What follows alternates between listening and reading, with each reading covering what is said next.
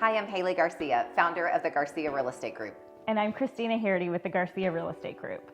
And today we're going to talk about the elephant in the room. By now, we've all heard about the NAR settlement.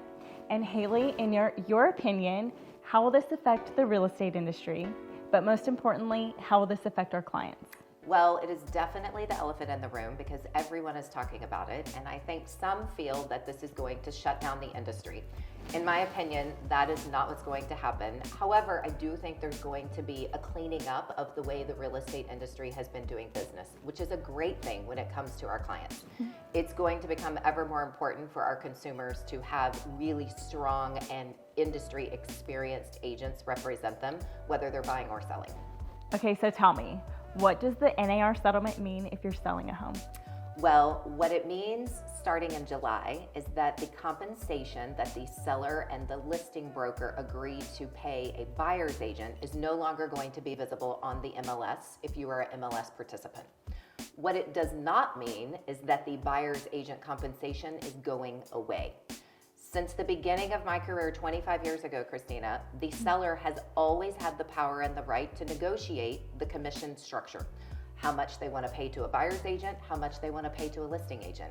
And then each agent has the right to say yes or no, they agree or disagree. So really the only thing changing right now if you are a seller is that the compensation you agree to is not going to be put on the internet. Can you give me an example of what that looks like? Absolutely. So let's say a seller agrees to a certain amount of compensation and then they receive an offer from a buyer's agent and a buyer.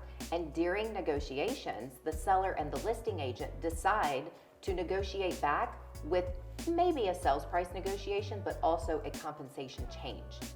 That's an example of it's always negotiable.